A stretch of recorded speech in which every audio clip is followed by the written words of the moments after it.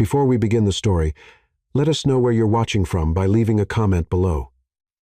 If you enjoy this video, don't forget to like and subscribe. Have a wonderful day. Enjoy the story, everyone. Manhattan, New York. Stonewell Corporation headquarters. The private elevator to the 40th floor of Stonewell Tower had never carried this much tension. Sophia Martinez nervously adjusted her executive folder, checking for the third time if she had brought all the documents for her first meeting as executive assistant to the infamous Ethan Stonewell. Breathe, Sophia, she murmured to herself, watching the numbers climb on the digital panel. Across Manhattan, Ethan finished knotting his Italian silk tie while looking out the panoramic window of his penthouse.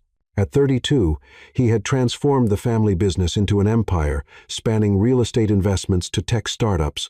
But today, for the first time in years, his stomach was churning. Ethan, sweetheart, you need to make up your mind soon.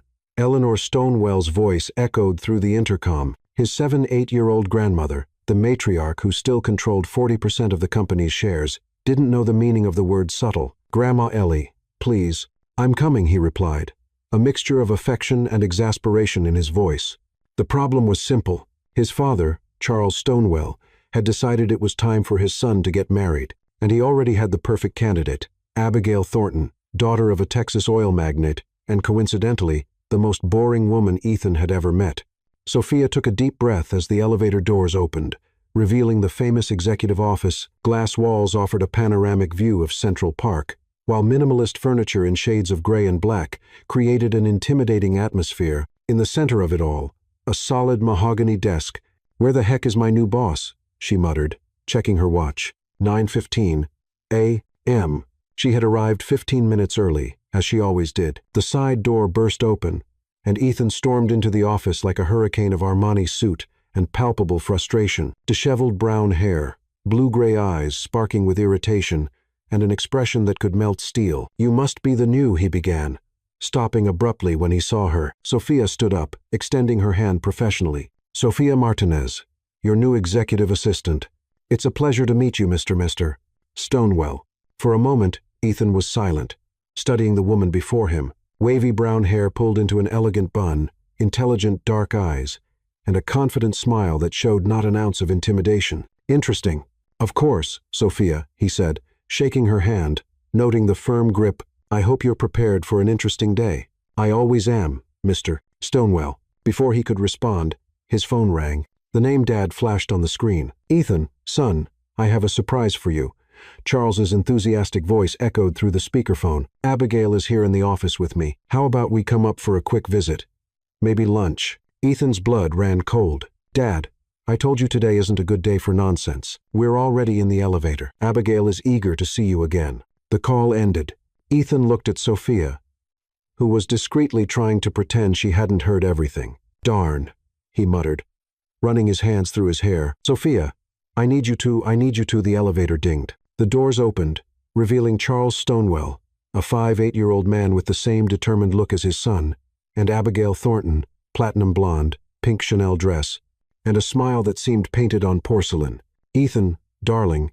Abigail advanced toward him with open arms. It was at that moment that Ethan made the most impulsive decision of his life. Without thinking, he turned to Sophia, held her face with both hands, and kissed her.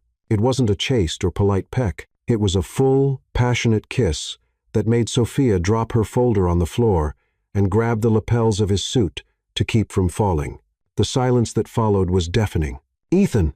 Abigail's shocked voice cut through the air like a blade. He slowly pulled away from Sophia, keeping his hands on her face, looking directly into her eyes. He saw surprise, confusion, and something else, something that made his heart race. Dad. Abigail, he said without taking his eyes off. Sophia. I'd like you to meet my girlfriend, Sophia Martinez. Sophia's folder hit the floor again with a dull thud. She had tried to pick it up and dropped it a second time.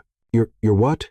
Charles stammered. Girlfriend, Ethan repeated, finally turning to face his family, but keeping one arm possessively around Sophia's waist. Actually, we're thinking about moving in together soon. Sophia looked at him as if he had completely lost his mind, which, come to think of it, might have been exactly the case.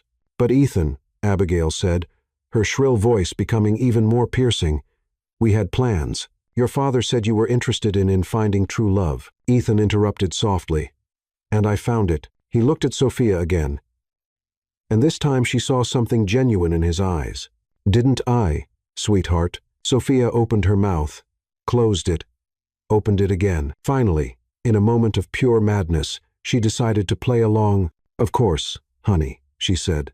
The word coming out a bit strange, but she smiled brilliantly at Charles and Abigail. Ethan has told me so much about you. Charles frowned. Strange, because he never mentioned you. Well, Sophia said, surprising herself with her ability to improvise, Ethan is very private about his personal life. Isn't that right, darling? Exactly, Ethan replied, pulling her closer, pretending not to notice how she tensed. We wanted to make sure it was serious before telling the family. Abigail let out a high, fake laugh. What an incredible coincidence. You find a girlfriend exactly on the day your father arranges our meeting. Love happens when you least expect it, Sophia said sweetly.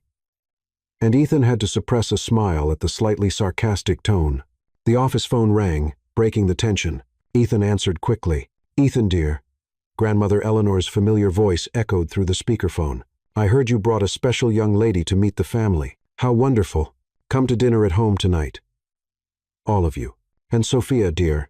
Yes, I know your name. I have my sources. I hope you're prepared for an interesting evening. The call ended before anyone could protest. Ethan and Sophia looked at each other. He saw panic in her eyes. And she probably saw the same in his. Well, Charles said slowly, looks like we'll have a family evening. After his father and Abigail finally left, with Abigail muttering something about background checks, Ethan and Sophia were alone in the office. The silence stretched for long seconds. So, Sophia said finally, her voice calm despite her hands trembling slightly, would you like to explain to me why the heck I just got promoted from assistant to fake girlfriend in a matter of minutes? Ethan loosened his tie, suddenly looking exhausted. Abigail Thornton, our parents have this brilliant idea that it would be a perfect match to unite two family fortunes, and I don't want to marry her. I'd rather marry a cactus. At least that would be more interesting. Despite everything, Sophia laughed. Okay, I understand the motivation, but why me? You could have invented an imaginary girlfriend. You were here, he paused, and you didn't seem intimidated by me. Should I be? Most people are. Sophia studied him for a moment. You realize we'll have to maintain this lie now, right? Your grandmother clearly isn't foolish. Grandma Ellie is a force of nature. She's already decided she likes you. How do you know that? Because if she didn't, she would have already found a way to cancel dinner and make you mysteriously disappear. Sophia sat heavily in her chair. Good heavens, what have I gotten myself into? Ethan approached, his expression becoming serious. Look, Sophia, I know this is crazy. If you want to leave now, I completely understand. I can make up some excuse for my family. She looked at him, seeing something vulnerable in his eyes that wasn't there before. And Abigail, I'll have to find another way to deal with that. Sophia was silent for a long moment. Then, surprisingly, she smiled. You know what? My life was getting kind of predictable anyway. Does that mean... That means, Ethan Stonewell, you just got yourself a fake girlfriend, at least for tonight. She stood up, smoothing her skirt. But if we're going to do this, we're going to do it right. I need to know everything about you. Favorite food, hobbies, how we met, how long we've been together. Ethan smiled, the first genuine smile she'd seen on his face. You're incredible. You haven't seen anything yet. Sophia picked up her folder from the floor. Now, about this dinner, is your grandmother the type who asks inappropriate questions? Sophia, Ethan said, his expression becoming serious again. My grandmother, Eleanor Stonewell, is the woman who built half of this family's financial empire. She can make CEOs of multinational companies cry with just one look. Great, Sophia murmured. No pressure at all.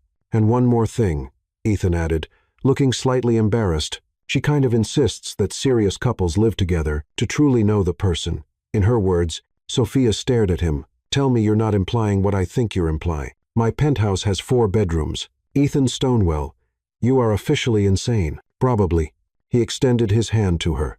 Deal? Sophia looked at the extended hand, then at his face. There was something irresistible about the mixture of vulnerability and determination in his eyes.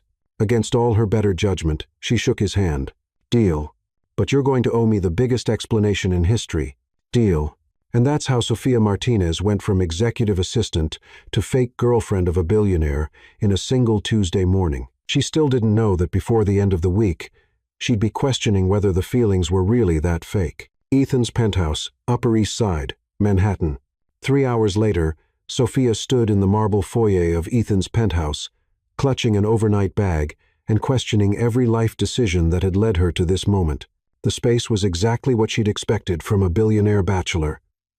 Floor-to-ceiling windows overlooking Central Park, modern art that probably cost more than her annual salary, and furniture that looked like it belonged in a museum. "Welcome to my humble abode," Ethan said, appearing beside her with 2 cups of coffee. His tie was gone, sleeves rolled up, and for the first time since they'd met, he looked almost normal. "Humble," Sofia repeated, accepting the coffee gratefully. "Right. This place is bigger than my entire apartment building. The guest room is down the hall, second door on the right. It has its own bathroom. And Ethan," Sofia set down her coffee and turned to face him fully. "Before we go any further with this insanity, we need ground rules." He raised an eyebrow. "Ground rules. Rule number 1. Separate bedrooms. Separate bathrooms when possible, and you knock before entering any room I'm in. Reasonable. Rule number 2. This is temporary. We figure out how to get you out of this arranged marriage situation, and then we go back to our normal boss-employee relationship." Ethan's expression flickered with something she couldn't identify. "Of course. Rule number 3. We need a believable backstory, and we need it fast. Your grandmother sounds like the type who will interrogate us. She once made a Fortune 500 CEO confess to tax evasion during a dinner party. So, yes, interrogation is definitely on the table." Sofia pulled out her phone and opened a new note. "Okay. Let's start with the basics. How long have we been dating?" Ethan sat on the leather couch, gesturing for her to join him. 3 months. Long enough to be serious. Not so long that people would wonder why they haven't met you. "Good. How did we meet?" "You could have been working at another company, and we met at a business conference." Sofia shook her head. "Too easy to verify." "What about? I was working at a coffee shop part-time while finishing my MBA. And you were a regular customer. I like it. Shows you're ambitious. Explains why you're qualified to be my assistant." Ethan leaned back, studying her. "What's your favorite coffee order?" "Medium vanilla latte with an extra shot in oat milk." "You? Black coffee? No sugar." Apparently, opposites attract. Despite her nerves, Sofia smiled. "Apparently, they do." "Okay. What about the relationship progression? When did we become official?" "After about 6 weeks. I asked you out properly after you graduated. And when did you realize you were falling for me?" The question slipped out before she could stop it, and Sofia felt heat rise in her cheeks. "I mean, for the story. In case your grandmother asks." Ethan was quiet for a moment, his blue-gray eyes studying her face with an intensity that made her fidget. "When you told me I was wrong about something in front of a room full of executives, and instead of being angry, I was impressed. That's actually pretty good. What about you? When did you fall for me?" His voice was softer now, almost curious. Sofia's heart did something strange in her chest. "When I realized that underneath all that arrogance, you actually cared about doing the right thing, even if you had a terrible way of showing it." They stared at each other for a moment, the pretense feeling suddenly less pretend. Ethan cleared his throat.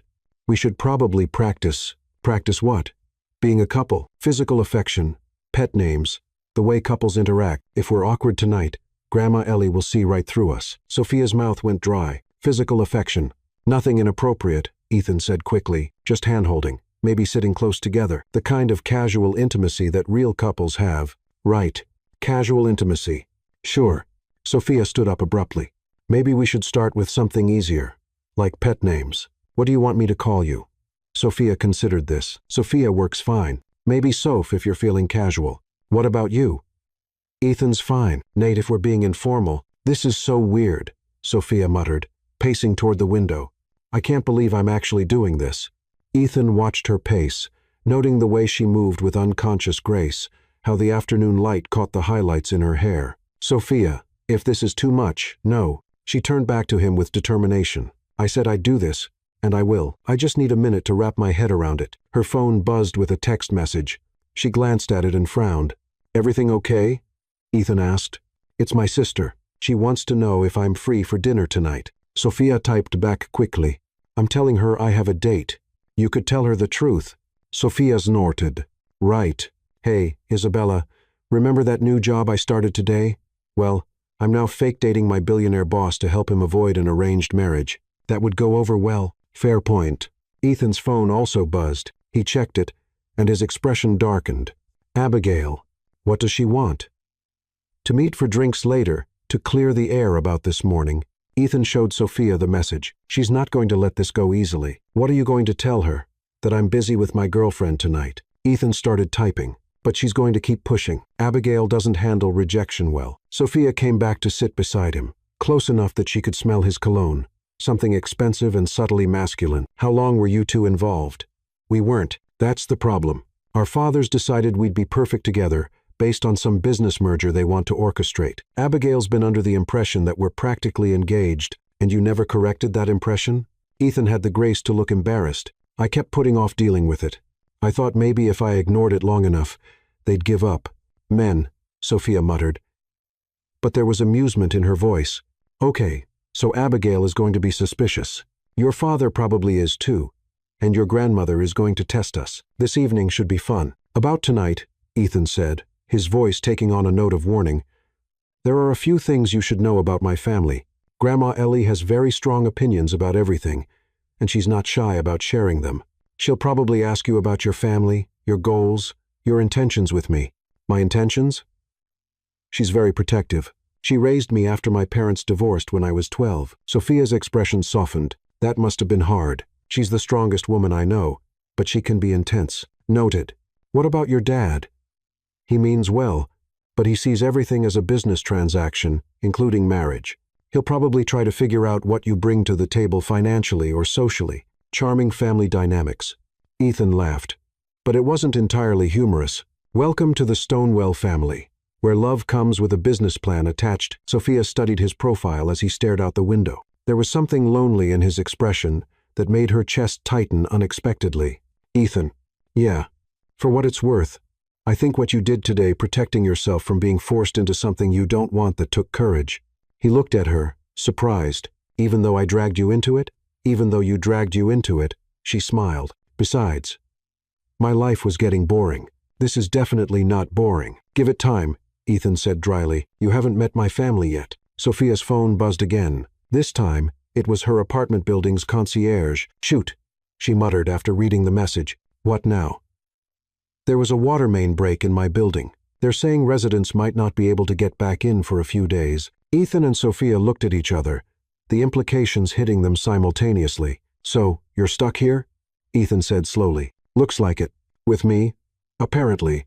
Another pause. This just got a lot more complicated, Sophia said. Ethan's phone rang, interrupting the moment. Eleanor Stonewell's name appeared on the screen. Hi, Grandma Ellie. Ethan. Dear, I've been thinking about tonight. Why don't you and Sophia just stay at the house? I've had Maria prepare the blue guest room. And it would give us more time to get to know your young lady properly.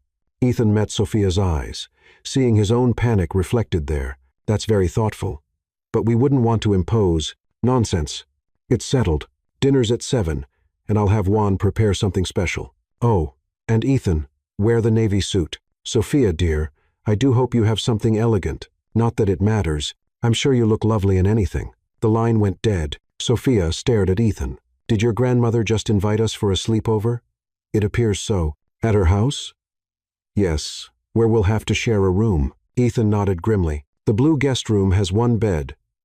A very large, very antique 4-poster bed that belonged to my great-great-grandmother. Sophia buried her face in her hands. This is getting out of control. Judo, we could tell her the truth, Ethan offered weakly. After this morning's performance, she'd never believe us. Besides, I'm not backing down now. Sophia lifted her head. Her expression determined, we're going to pull this off. You're sure? I'm sure. She stood up and smoothed her skirt. Now, if we're going to convince your grandmother that we're madly in love, we better start practicing that casual intimacy you mentioned. Ethan rose as well, moving closer to her. How do you want to start? Sophia's breath caught as he stepped into her personal space. This close, she could see flecks of silver in his blue eyes, the slight stubble along his jaw, the way his lips curved just slightly upward at the corners. Maybe hand-holding, she suggested, her voice coming out smaller than intended. Ethan reached out slowly, giving her time to pull away. When she didn't, he laced their fingers together. His hand was warm, slightly callous despite his wealth, and larger than hers. "This okay?" he asked softly. Sophia nodded, not trusting her voice. The simple contact was sending unexpected sparks up her arm. "We should practice sitting together too," Ethan said. "Couples tend to gravitate toward each other." They moved to the couch, and Ethan sat first, then gestured for Sophia to sit beside him.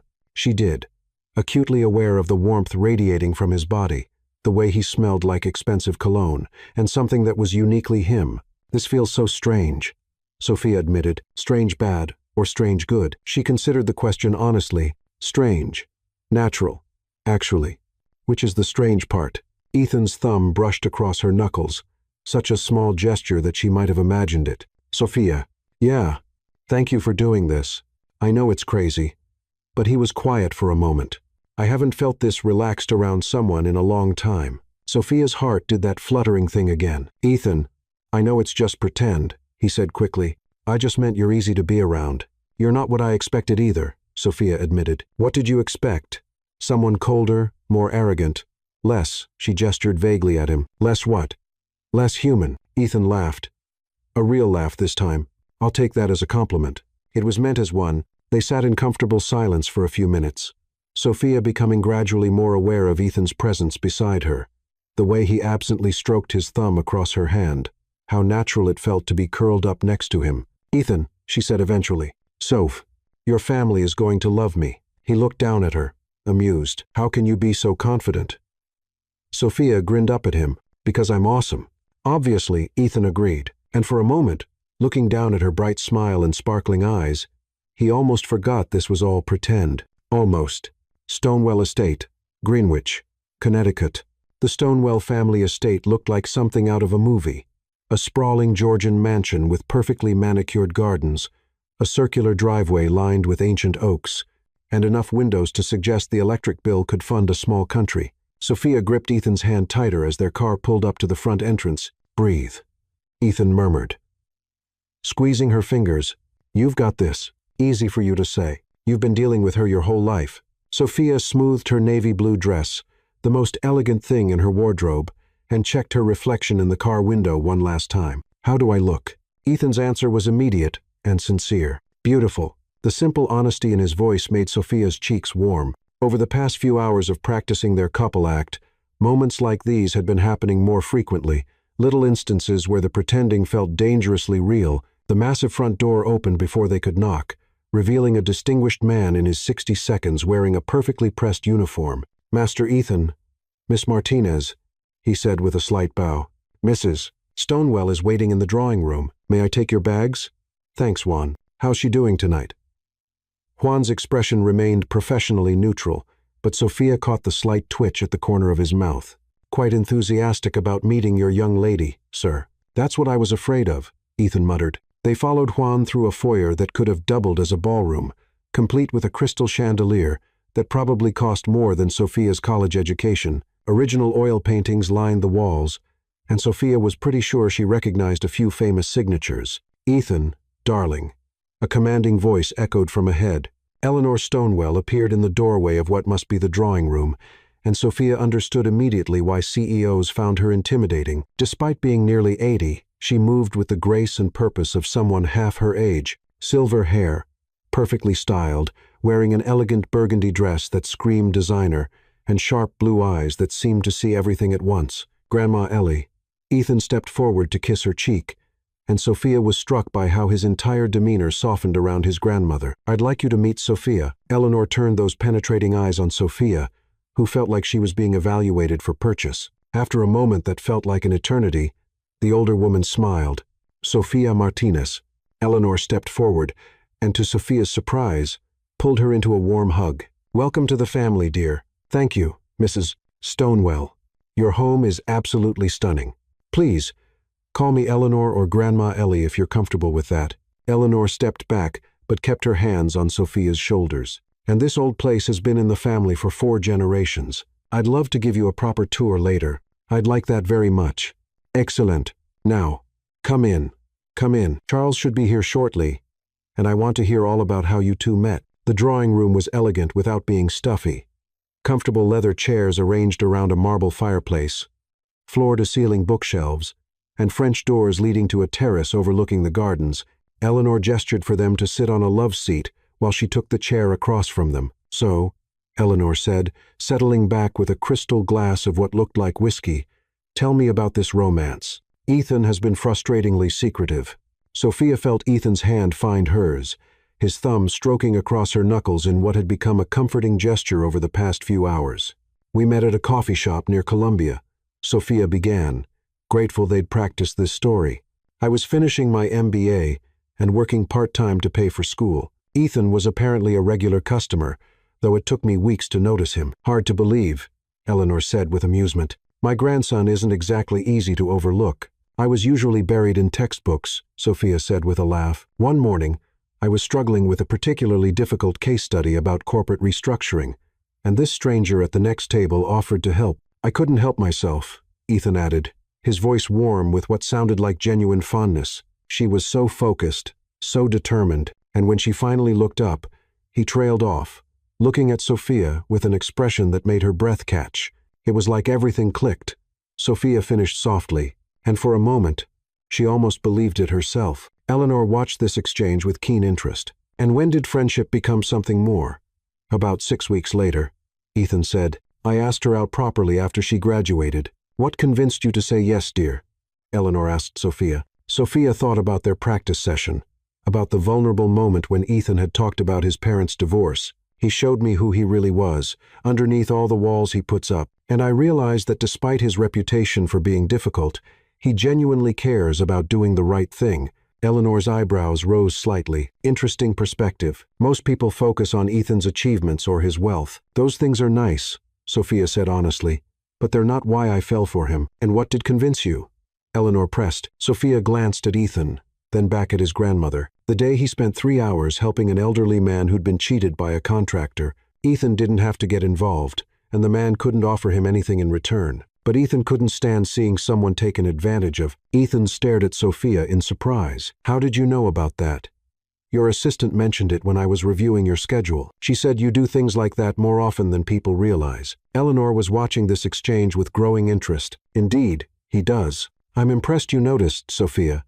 Most people see only what Ethan wants them to see." Before anyone could respond, Juan appeared in the doorway. "Mr. Charles has arrived. Mrs. Stonewell." "Wonderful. Sent him in." Charles Stonewell entered with the confidence of a man used to being the smartest person in the room. He was an older version of Ethan. Same strong jaw, same blue-gray eyes, but with silver threading through his dark hair and laugh lines around his eyes. "Ethan, Sophia." He shook hands with both of them, his grip firm and assessing. "I have to admit, this morning's announcement was quite a surprise." "Sometimes love surprises us all," Eleanor said pointedly. Charles's smile was polite but skeptical. "Indeed. Sophia, I understand you recently completed your MBA." "Yes, from Columbia. Impressive. What was your concentration?" "Corporate strategy and international business." "Excellent programs. And your family background?" Sophia felt Ethan tense beside her, but she answered calmly. "My parents immigrated from Guatemala when I was 5. My father is a carpenter. My mother works in a hotel. They sacrificed a lot to make sure my sister and I could get good educations." "Self-made woman," Eleanor said approvingly. "I like that." Charles nodded thoughtfully. "And your career goals?" "I want to build something meaningful," Sophia said. "Maybe start my own consulting firm eventually. Help small businesses grow and succeed." "Ambitious," Charles observed. "And expensive. Starting a business requires significant capital." The implication was clear, and Sophia felt her spine stiffen. Before she could respond, Ethan's voice cut through the tension. "Dad, could we perhaps skip the financial interrogation? Sophia's not applying for a loan. I'm simply getting to know the woman my son is serious about," Charles said mildly. "Mr. Stonewell," Sophia said evenly. "I understand your concern, but I should clarify something. I'm not with Ethan for his money. I have my own career plans and my own means of achieving them." "Of course," Charles said, but his tone suggested he wasn't entirely convinced. Eleanor stood up abruptly. "Charles, stop being an ass. Juan, is dinner ready?" "Yes, ma'am." "Excellent. Shall we?" The dining room was as impressive as the rest of the house. a long mahogany table that could seat 20, though tonight it was set for 4. Crystal wine glasses caught the light from an antique chandelier, and Sophia was pretty sure the china was actual antique, spode. Dinner conversation flowed more easily than Sophia had expected. Eleanor regaled them with stories about Ethan's childhood, including several embarrassing anecdotes that made him groan and hide his face in his hands. And then, Eleanor continued, clearly enjoying herself.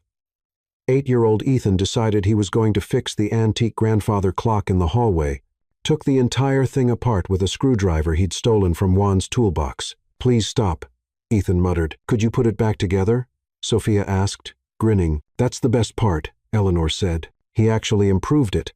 The clock had been running slow for years, and after Ethan's repair, it kept perfect time. "He's always been like that," Charles added, his expression softening as he looked at his son. "Sees how things could be better and won't rest until he fixes them." "Sometimes that gets me in trouble," Ethan said, glancing at Sophia with a meaningful look. "The best kind of trouble," Sophia replied, and was rewarded with one of his rare, genuine smiles. After dinner, Eleanor suggested they take coffee on the terrace.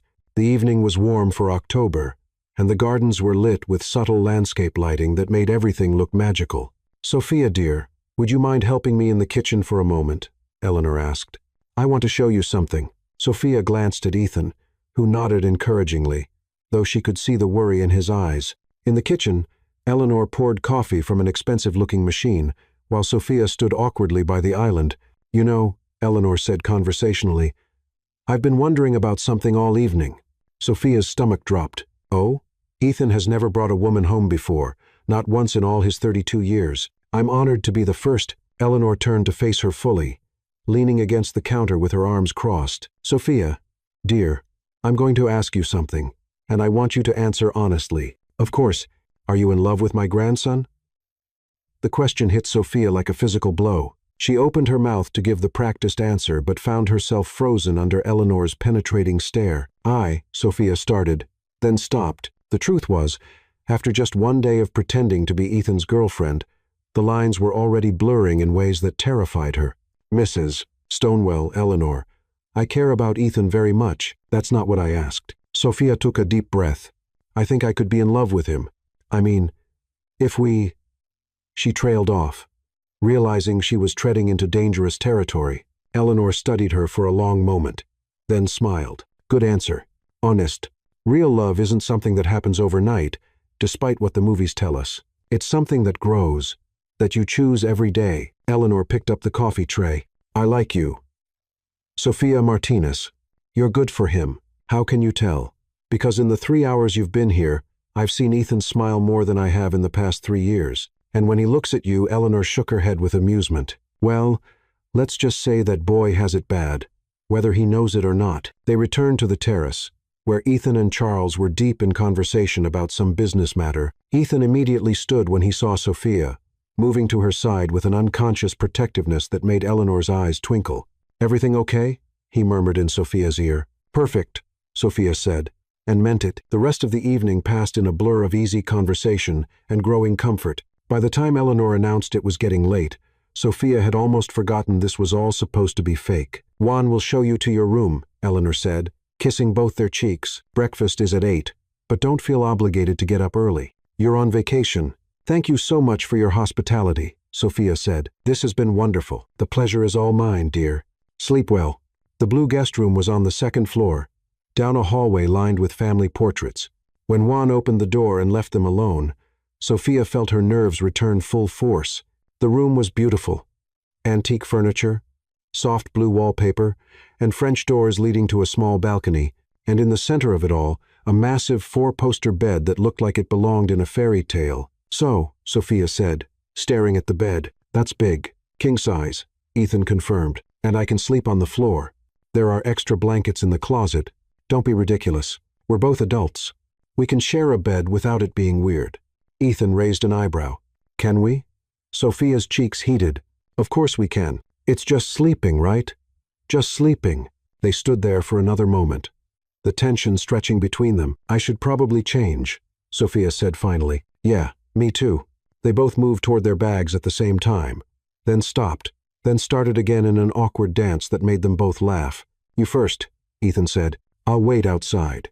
Thanks. Sophia changed quickly into her pajamas, modest cotton shorts, and a tank top that suddenly seemed far too revealing for sharing a bed with her fake boyfriend. When she opened the door, Ethan was leaning against the wall in the hallway, wearing gray sweatpants and a white t-shirt that showed off his lean frame in ways that made Sophia's mouth go dry. All yours, she said, proud that her voice came out steady. When Ethan returned from changing, Sophia was already in bed, lying as close to one edge as physically possible. He climbed in on the other side, maintaining careful distance between them. Sophia, yeah, you were amazing tonight. Thank you. Sophia turned to face him in the dim light filtering through the curtains. Your family is wonderful. Your grandmother especially. She likes you. That's really important to me. What did your dad say when I went to the kitchen with her? Ethan was quiet for a moment. He said you seemed genuine and that he hasn't seen me this relaxed in years. Is that a good thing? Yeah, Ethan said softly. It's a very good thing. They lay in comfortable silence, listening to the old house settle around them. Sophia was acutely aware of Ethan's presence beside her, the warmth radiating from his body, the sound of his breathing. Ethan. Soph, what happens tomorrow? What do you mean? I mean, do we keep this up? The pretending? Ethan turned onto his side to face her, his expression serious in the moonlight. Do you want to keep pretending? It was a loaded question, and they both knew it. Sophia's heart pounded as she considered her answer. Ask me tomorrow, she whispered. Okay. Sophia closed her eyes, trying to ignore the way her body was hyper-aware of every small movement Ethan made. This was supposed to be fake, she reminded herself. This was supposed to be temporary. So why did lying next to him feel like the most natural thing in the world? Just as she was finally drifting off to sleep, she felt Ethan's fingers brush against hers under the covers. Without thinking, she laced their fingers together. Neither of them pulled away. Stonewell Estate, Greenwich, Connecticut. Sophia woke up slowly, consciousness creeping in through layers of the deepest sleep she'd had in months. The bed was impossibly comfortable, the sheets the softest cotton she'd ever felt, and there was a warm, solid presence pressed against her back that felt absolutely perfect and completely wrong at the same time. Her eyes snapped open. Ethan Stonewell was spooning her. Sometime during the night, they had migrated toward each other like magnets, and now his arm was wrapped around her waist, his face buried in her hair, and she could feel his steady breathing against her neck. Even worse or better, her traitorous body whispered she had apparently clutched his other hand against her chest in her sleep. Sophia lay perfectly still, her mind racing. This was bad. This was very, very bad. Not because Ethan was taking advantage. His touch was respectful, comforting rather than invasive. It was bad because it felt so incredibly right that every cell in her body was screaming at her to stay exactly where she was. She could feel the moment Ethan woke up. His breathing changed first, then his entire body went rigid as he realized their position. Oh, he breathed against her hair. I'm sorry. I didn't mean to. It's okay, Sophia said quickly, though she made no move to disentangle herself. We were both asleep, right? Asleep, but Ethan didn't move away either. They lay there for another moment, both acutely aware of how perfectly they fit together, how natural this felt. Despite having known each other for less than 24 hours, Sophia. Ethan's voice was rough with sleep, and something else she couldn't identify. Yeah, I need to tell you something. Her heart stopped. Okay, last night, when you were talking to my grandmother the way you described why you fell for me, that thing about me helping the elderly man, what about it?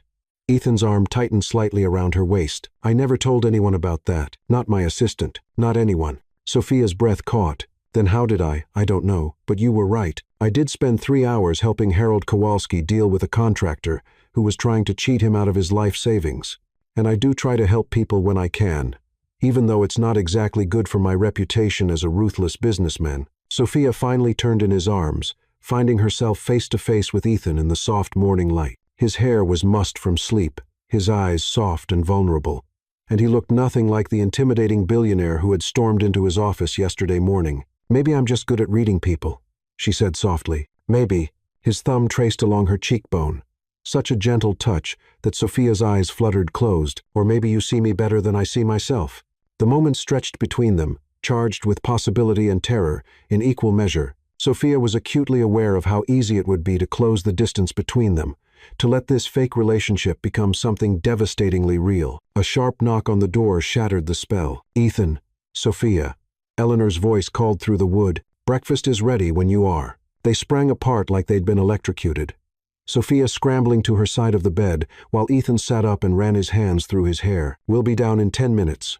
Grandma Ellie," Ethan called back, his voice impressively steady. "Wonderful. And Ethan, your father has some business matters he'd like to discuss with you this morning." Sophia could hear the subtle warning in Eleanor's tone. After her footsteps faded down the hallway, Ethan groaned and fell back against the pillows. "Business matters was code for more interrogation about your mysterious girlfriend, wasn't it?" Sophia guessed. "Probably. My father doesn't believe in coincidences, and our sudden relationship has coincidence written all over it." Sophia sat up, pulling her knees to her chest. "Are you regretting this? Because if you want to call it off—" "No." Ethan's response was immediate and firm. "Sophia, I meant what I said last night. You were incredible with my family. And this morning," he gestured vaguely at the bed, the space between them. "This doesn't feel like pretending anymore. Ethan, I know it's crazy. I know we barely know each other. But I can't shake the feeling that this is the most honest I've been with anyone in years." Sophia stared at him, her heart doing gymnastics in her chest. "This is supposed to be temporary. I know. This is supposed to be fake. I know." Ethan sat up, reaching for her hand. "Sophia, I'm not asking you to marry me. I'm just asking, can we see where this goes? Real or fake? I like having you in my life." Before Sophia could answer, her phone buzzed with a text message. She glanced at it and frowned. "Everything okay?" Ethan asked. "It's from my building manager. The water damage is worse than they thought. They're saying it could be 2 weeks before residents can move back in." Ethan's expression shifted to something carefully neutral. "That's unfortunate." "Ethan Stonewell, are you happy about my housing crisis?" "I would never be happy about your misfortune," he said solemnly. Then his mouth quirked upward. "But if it means you have to stay in my penthouse a little longer, despite everything—" Sophia laughed. "You're terrible."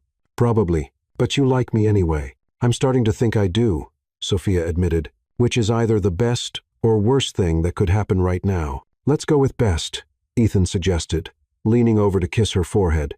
The gesture was so tender, so naturally affectionate, that Sophia's heart clenched. "Now, we should probably get dressed before my grandmother comes back with a battering ram." 20 minutes later, they made their way downstairs to find Eleanor and Charles already seated in a sunny breakfast nook overlooking the gardens. The morning light streaming through the windows made everything look like a scene from a magazine spread. "Good morning, you two," Eleanor said warmly. "I hope you slept well." Sophia felt heat rise in her cheeks as she remembered exactly how well she'd slept, curled up against Ethan's chest. "Very well, thank you." "Excellent. Juan has prepared his famous blueberry pancakes. I do hope you're hungry." The breakfast spread was impressive. Fresh fruit, artisanal pastries, eggs, Benedict, and pancakes that smelled like heaven. Sophia was reaching for her coffee when Charles cleared his throat. "Ethan, I've been thinking about our conversation last night." "Which conversation?" Ethan asked carefully. "About Sophia's business plans. Starting a consulting firm is an ambitious goal, but it requires significant capital and connections." Charles turned to Sophia with what she was learning to recognize as his business face. "Have you given thought to the practical aspects? Office space, initial client acquisition, startup costs." Sophia set down her coffee cup. "I have a detailed business plan. Actually, I've been working on it for the past year." "Impressive. And your funding strategy?" "A combination of personal savings, a small business loan, and sweat equity. I believe in starting lean and growing organically." Eleanor watched this exchange with keen interest, while Ethan's jaw had tightened in a way that suggested he was trying not to interfere. "Admirable," Charles said. "Though I imagine having access to Ethan's network would certainly expedite the process." The implication hung in the air like a challenge. Sophia felt her spine straighten. "Mr. Stonewell, I want to be very clear about something. My relationship with Ethan has nothing to do with my business ambitions. I've never asked him for financial help, business connections, or anything else related to my career." "Of course," Charles said smoothly. "I simply meant that successful relationships often involve mutual support and shared goals." "They do," Sophia agreed. "But they also involve respect, trust, and seeing your partner as an individual rather than an asset or liability." Eleanor made a small sound that might have been approval, while Ethan reached under the table to squeeze Sophia's hand. "Well said," Charles conceded. "I apologize if my questions seemed overly pragmatic. I suppose I've spent so many years thinking like a businessman that I sometimes forget to think like a father." The admission seemed to surprise everyone, including Charles himself. Ethan's expression softened. "Dad, I appreciate that you want to protect me, but Sophia isn't Abigail Thornton. She's not interested in what I can do for her financially." "How can you be so certain?" Charles asked. "You've only been together 3 months." "Because," Ethan said, looking directly at Sophia, "in 3 months, she's never once asked me for anything except honesty. And last night, when you were basically interrogating her about her motives, she defended herself instead of hiding behind me." Sophia felt her cheeks warm at the admiration in his voice. "Plus," Ethan continued with a slight smile, "she makes me want to be a better person. That's not something you can fake." Eleanor beamed at this declaration while Charles looked thoughtful. "In that case," Charles said finally, "I owe you an apology, Sophia. My concerns come from a place of love, but that doesn't excuse my rudeness." "Apology accepted," Sophia said graciously. "I understand wanting to protect your family." "Excellent," Eleanor said, clapping her hands together. "Now that we've all cleared the air, let's enjoy breakfast. Sophia, tell me about your family. Ethan mentioned your parents immigrated from Guatemala." The conversation shifted to safer ground, and Sophia found herself relaxing as she talked about her parents' journey to America, her sister Isabella's work as a teacher, and the close-knit community where she'd grown up. Eleanor was a skilled questioner, drawing out stories and details with genuine interest rather than interrogation. "Your parents sound wonderful," Eleanor said when Sophia finished describing her father's carpentry business. "I'd love to meet them sometime." "They'd like that," Sophia said, then caught herself. Would they meet Eleanor? This was all supposed to be temporary, but sitting here in the morning sunlight, talking about family and futures, it was getting harder to remember that. Ethan's phone buzzed, interrupting her thoughts. He glanced at it, and his expression darkened. "Problem?" Eleanor asked. "Abigail," Ethan said grimly. "She wants to meet for lunch today, to discuss recent developments." Are you going to go?" Sophia asked. "I have to. The sooner I make things clear to her, the better." Charles frowned. "Son, you need to handle this delicately. Abigail's father is a valuable business partner." "I know, Dad, but I can't keep stringing her along just to protect a business relationship." "Of course not," Eleanor said firmly. "Ethan, you tell that girl the truth that you're in love with Sophia and completely unavailable. If George Thornton can't handle his daughter being turned down gracefully, that's his problem." Sophia's heart skipped at Eleanor's casual use of the word love, even though she knew it was just part of their act. "I should probably come with you," Sophia said. "If Abigail sees us together, it'll make the message clearer." Ethan shook his head. "I don't want to put you in that position. Abigail can be vindictive when she doesn't get her way." "I can handle Abigail Thornton," Sophia said with confidence. She didn't entirely feel. "Are you sure, Ethan?" "I've been handling difficult people my entire life. Trust me." Eleanor smiled approvingly. "I like this girl more every minute." After breakfast, they said their goodbyes with promises to visit again soon. Eleanor hugged Sophia tightly, whispering in her ear, "Take care of him, dear. He needs someone like you." The drive back to Manhattan was quiet, both of them lost in their own thoughts. Sophia found herself stealing glances at Ethan's profile, remembering how it felt to wake up in his arms, the tenderness in his voice when he'd traced her cheek with his thumb. "Penny, for your thoughts," Ethan asked, catching her staring. "Just thinking about last night. Your family is really special. They like you a lot. My grandmother asked Juan to add you to the Christmas card list." Sophia laughed. "Does that make it official? With Grandma Ellie?" "Absolutely. You're part of the family now, whether you like it or not." The casual statement hit Sophia like a physical blow. Part of the family. It was everything she'd ever wanted, and everything that terrified her about this situation. "Ethan," she said carefully, "what happens when this is over? When you don't need a fake girlfriend anymore?" Ethan was quiet for so long that Sophia thought he might not answer. Finally, he said, "What if I told you I don't want it to be over?" Sophia's heart stopped. "What are you saying?" "I'm saying that what started as pretend is starting to feel very real to me. And if you're open to it, I'd like to see where this goes for real this time." Sophia stared out the window at the passing landscape, her mind racing. Everything logical told her this was a terrible idea. They barely knew each other. He was her boss. The power dynamic was all wrong. They came from completely different worlds. But her heart was singing a different tune entirely. "The power dynamic makes things complicated," she said finally. "So, We'll figure it out. Maybe you don't want to be my assistant anymore. Maybe you want to start that consulting firm, and I can be your first client. You'd do that, Ethan.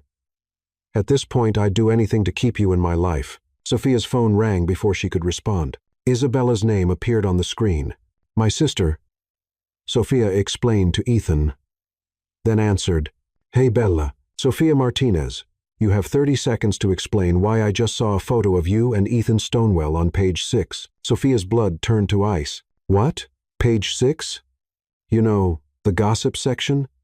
There's a photo of you two holding hands outside some fancy restaurant, and the caption says, Billionaire Ethan Stonewell steps out with mysterious new love. Care to explain? Sophia met Ethan's eyes in panic. Can you send me the link?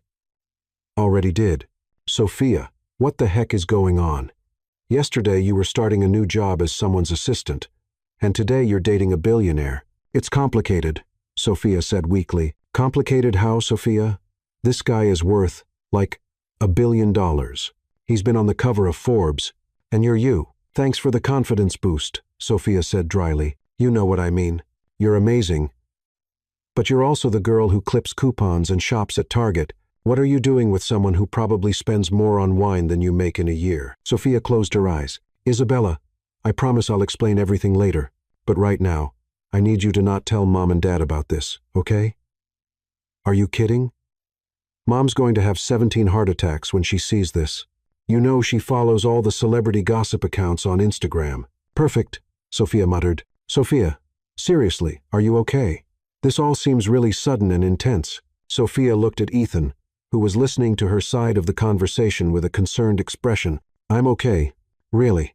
I just need some time to figure things out. Promise me you'll call me tonight. I need the full story. I promise.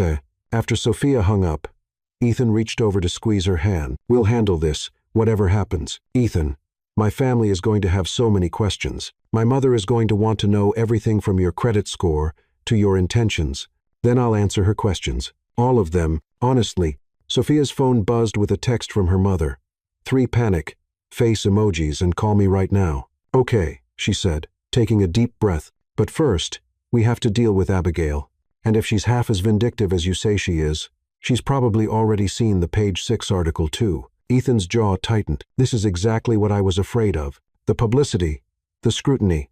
Sophia, if you want to back out now, I understand completely. Sophia studied his face, seeing the genuine concern there, the way he was already trying to protect her from the consequences of their fake relationship that was becoming increasingly real. Ethan Stonewell, she said firmly, I told you I was in this, and I meant it. Abigail Thornton doesn't scare me.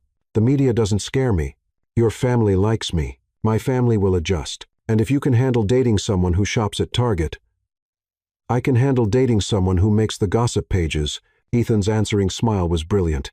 In that case, Miss Martinez, I think we need to have a very important conversation about what dating means in this context, such as whether we're still pretending or if we're brave enough to try the real thing. Sophia's heart pounded as she considered the question. Everything rational told her to stick to the plan, keep it fake, protect herself from potential heartbreak. But sitting next to Ethan, remembering how right it felt to wake up in his arms, thinking about the way he'd defended her to his father and the tenderness in his grandmother's eyes when she looked at them together, Sophia realized she was already in too deep to protect herself. Ask me again after we deal with Abigail, she said. If we can survive whatever she throws at us, maybe we can survive anything. Deal? Ethan said, lifting their joined hands to press a kiss to her knuckles. Deal. But Sophia, for the record, I'm already hoping the answer is yes. As they pulled into the city, Sophia's phone buzzed again. This time, it was a text from an unknown number. Saw the news. We need to talk. Aye. Sophia showed Ethan the message, and his expression hardened. Bring it on, he muttered. Sophia squeezed his hand tighter. Whatever Abigail Thornton had planned, they would face it together. And maybe, just maybe, they'd come out the other side with something real worth fighting for. The pretending was officially over. Now came the hard part. Figuring out if what they had was strong enough to survive the real world. The Plaza Hotel, Manhattan, New York. Abigail Thornton had chosen the Oak Room at the Plaza for their confrontation, and Sophia had to admit it was a power move. The opulent dining room, with its crystal chandeliers and gold-leafed ceiling, was designed to intimidate. Abigail sat at a corner table, wearing a white Chanel suit that probably cost more than Sophia's monthly rent. Her platinum blonde hair styled in a perfect chignon, red lips curved in what could generously be called a smile. Sophia had dressed carefully for this encounter. A navy blazer over a cream silk blouse, her hair pulled back in a sleek bun, minimal but elegant jewelry. She wanted to look professional, confident, and completely unimpressed by Abigail's wealth and connections. Ethan walked beside her, his hand resting protectively on her lower back. As they navigated through the restaurant, Sophia could feel the curious stares of other diners. Apparently, their Page 6 debut had made them recognizable to the Manhattan social scene. "Ethan, darling." Abigail rose from her seat with practiced grace, air-kissing both of Ethan's cheeks before turning to Sophia with a smile that didn't reach her eyes. "And Sophia, how lovely to see you again." "Abigail," Ethan said coolly, pulling out Sophia's chair before taking his own seat. "Thank you for agreeing to meet." "Oh, I wouldn't miss this for the world," Abigail said, settling back into her chair like a queen holding court. After all, it's not every day that one's almost fiancé announces he's been secretly dating his secretary. Sophia felt Ethan tense beside her. "Abigail, we've never been engaged. We've never even been on a proper date." "Details." Abigail waved a manicured hand dismissively. "Our fathers have had an understanding for months. Everyone in our circle knows we're meant to be together." "Everyone except me, apparently," Ethan said dryly. Abigail's smile sharpened. "Yes, well, that's what makes this situation so fascinating. Tell me, Sophia dear, how exactly does one go from serving coffee to dating a billionaire in the span of a few months?" Sophia had been prepared for this attack. Hard work, genuine connection, and not treating relationships like business mergers. "How refreshingly naive," Abigail laughed, the sound like breaking glass. "You really think this is about love, don't you?" "I know it is." Sophia replied firmly. "Do you?"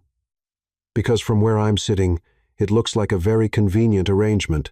Ethan needed to escape his family's expectations, and you needed a way out of your ordinary little life." Ethan's voice was dangerously quiet. "Abigail, I'd suggest you be very careful about what you say next." "Oh, I'm just getting started," Abigail said, turning her attention back to Sophia. "I had my people do a little research on you, Sophia Martinez. Very impressive resume, by the way. Columbia MBA, graduated summa cum laude, excellent references, but also student loan debt in the six figures, parents who work blue-collar jobs, sister who teaches in an underfunded public school. Must be nice to suddenly have access to unlimited resources." Sophia's hands clenched in her lap, but her voice remained steady. "My family's circumstances don't define my worth, Abigail, and they certainly don't determine my motives, don't they? Because I'm looking at a woman who went from struggling to pay off student loans to wearing a $5,000 blazer and dining at the plaza. That's quite a transformation for someone who supposedly isn't interested in Ethan's money." Sophia glanced down at her blazer in confusion. She'd bought it at Nordstrom Rack for $200. Ethan followed her gaze, and his expression darkened as he realized what Abigail was doing. "Abigail," Ethan said, his voice carrying a warning. "Sophia didn't ask for anything, and I haven't bought her anything. Unlike some people, she's with me for who I am, not what I have." "How touching," Abigail said. "But let's be honest about what this really is. Sophia, you're attractive and intelligent, I'll give you that, but you're also temporary. Ethan is going through a phase, rebelling against his family's expectations. Once he gets tired of playing at being a regular person, he'll remember who he really is and what he really needs." "And what is that?" Sophia asked, genuinely curious to hear Abigail's twisted logic. "A partner who understands his world, someone who can handle the pressures of being married to one of the most powerful men in America, someone who won't embarrass him at charity galas or board meetings." Abigail leaned forward, her voice becoming more intense. "Ethan needs someone who can help him build an empire, not someone who will hold him back." "You mean someone who will treat marriage like a business acquisition?" Sophia said. "Someone who will smile pretty and never challenge him or expect him to be a real person instead of just a bank account." Abigail's mask slipped for just a moment, revealing genuine anger. "You have no idea what you're talking about. You think love is enough? You think your little fairy tale romance can survive the reality of Ethan's life? The media scrutiny, the social obligations, the constant pressure. I think Ethan is strong enough to handle whatever comes his way and smart enough to choose a partner who makes him happy rather than one who makes him miserable," Sophia replied. Happiness is a luxury, Sophia.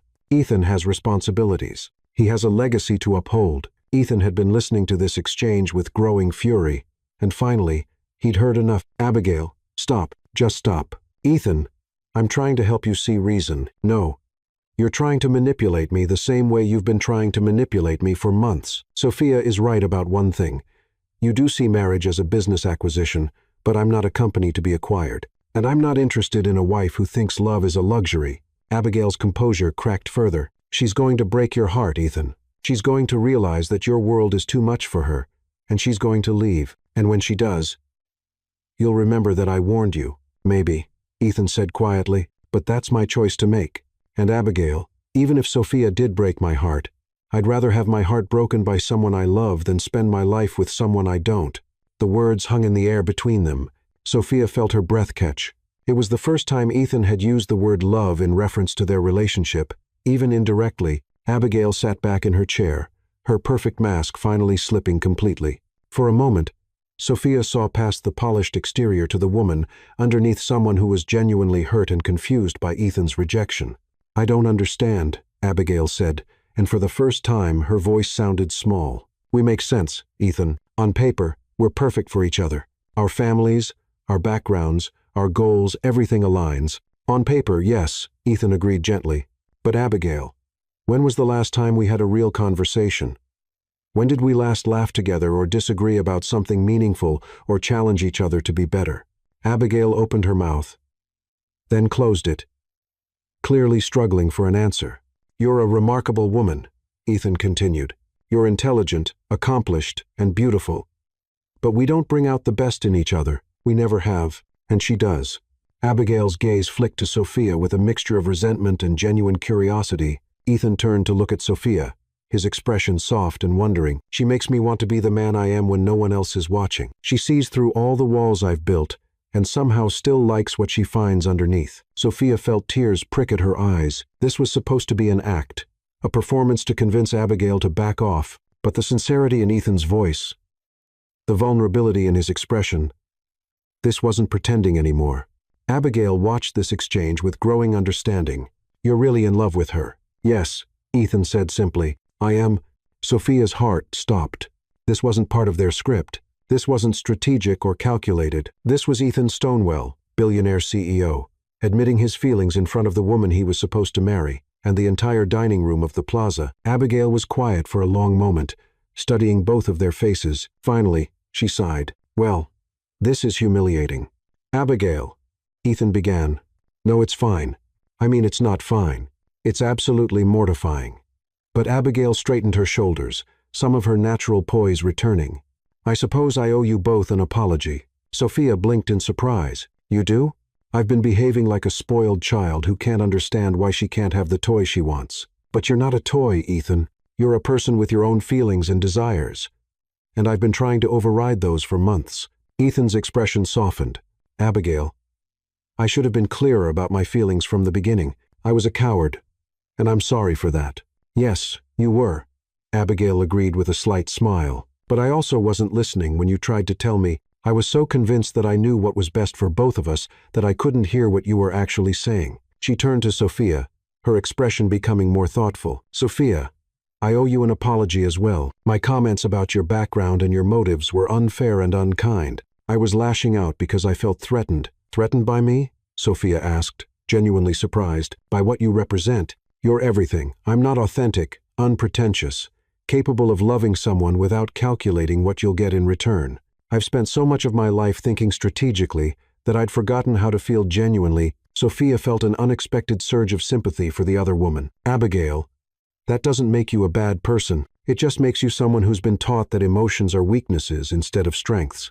Perhaps. Abigail smiled, and for the first time, it reached her eyes. You know, I think I actually like you, Sophia Martinez, which is extremely inconvenient, considering I was planning to hate you forever. Despite everything, Sophia laughed. I like you too when you're not threatening to destroy my life. About that, Abigail said, looking slightly embarrassed, I may have made some calls this morning to gossip columnists, society bloggers, that sort of thing. I was planning to make your life quite difficult. Ethan's expression hardened. Abigail, but I'm going to fix it. Abigail said quickly. I'll call them all back and tell them I was mistaken. That you two are perfectly lovely together, and anyone who says otherwise will have to deal with me. Sophia raised an eyebrow. Why would you do that? Because, Abigail said, gathering her purse and standing up, someone who can make Ethan Stonewell admit he's in love in the middle of the plaza deserves to be protected, not destroyed, and because I'm tired of being the villain in everyone else's love story. She paused, looking down at both of them. For what it's worth, I think you're good for each other. Ethan, Sophia makes you more human. And Sophia, Ethan will help you realize that you're extraordinary, not ordinary. Abigail, Ethan said, standing as well, what will you tell your father and mine? Abigail shrugged elegantly, that you're unavailable, and I'm moving on. Daddy will be disappointed about the business merger, but he'll survive. As for your father, well, he'll have to accept that his son is capable of making his own decisions about love. She turned to go, then paused. Oh, and Sophia, that blazer isn't $5,000. I was trying to rattle you, but it is very flattering. With that, Abigail Thornton swept out of the plaza with the same dramatic flair she'd entered with, leaving Ethan and Sophia sitting in stunned silence. Did that really just happen? Sophia asked finally. I think Abigail Thornton just gave us her blessing, Ethan said, sounding as confused as Sophia felt. And you just told her you love me? Ethan went very still. Sophia, in front of half of Manhattan's social elite, I got caught up in the moment. If you want to stick to the fake relationship story, Ethan, Sophia reached across the table to take his hand. Was it real? What you said to Abigail? Ethan looked down at their joined hands, then back up at her face. Every word. Sophia's heart hammered against her ribs. Even the part about love? Especially that part. Ethan's thumb traced across her knuckles. I know it's crazy. I know we've only known each other for 2 days. But Sophia, I've never felt about anyone the way I feel about you. How do you feel about me? Ethan was quiet for a moment, choosing his words carefully, like I've been holding my breath my entire life, and you're the first person who's made me want to breathe again. Like I've been performing a role for so long that I'd forgotten who I really was until you showed up and saw the real me. Anyway, Sophia, what started as pretending has become the most real thing in my life. Sophia studied his face, the vulnerability in his eyes, the way he was holding himself so carefully, like he was prepared for her to bolt at any moment. This man, who commanded boardrooms and made million-dollar decisions, was terrified that she might not feel the same way. Can I tell you something? She said softly. Anything. When I woke up this morning in your arms, for about 30 seconds, I forgot this was supposed to be fake. It felt so natural, so right, that my brain just accepted it as reality. Ethan's eyes searched her face. And how did that feel? Terrifying, Sophia admitted. And perfect. Sophia. Ethan's voice was rough with emotion. Are you saying I'm saying that I think I'm falling in love with you too, Ethan Stonewell? And that scares me more than Abigail Thornton ever could. Ethan's answering smile was brilliant. Without warning, he stood up, pulled Sophia to her feet, and kissed her right there in the middle of the plaza's dining room. It wasn't like their first kiss, desperate and strategic. This kiss was soft and sure and full of promise. When they finally broke apart, Sophia was vaguely aware of applause from nearby tables. Apparently, their little drama had been more entertaining than whatever society gossip usually passed for conversation. So, Ethan said, resting his forehead against hers, what happens now? Now, Sophia said, smiling up at him, we figure out how to make this work for real this time. Are you sure? Because once we do this, there's no going back to pretending. Everyone will know that Sophia Martinez is dating Ethan Stonewell. Let them know, Sophia said boldly. I'm not ashamed of falling for you, even though I'm your boss? Former boss, Sophia corrected. I think I'm ready to start that consulting firm a little earlier than planned. Ethan laughed. And I think I'd like to be your first client. Conflict of interest, definitely, but I'm willing to risk it if you are. Sophia stood on her tiptoes to kiss him again, softer this time, savoring the moment. Ethan, yeah, your grandmother is going to be insufferably smug about this. She's going to take full credit for bringing us together. Did she? Ethan considered this seriously. Actually, I think she might have. Grandma Ellie has a way of orchestrating things without anyone realizing it until after the fact. Remind me to send her a thank you card. I'll add it to the list right after Survive Sophia's family meeting me and figure out how to date my former assistant without causing a corporate scandal. Sophia laughed. One crisis at a time. Stonewell.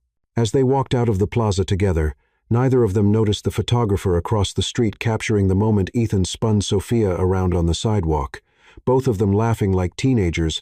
By evening, the photo would be on every gossip blog in the city, with captions about billionaire romance and modern fairy tales.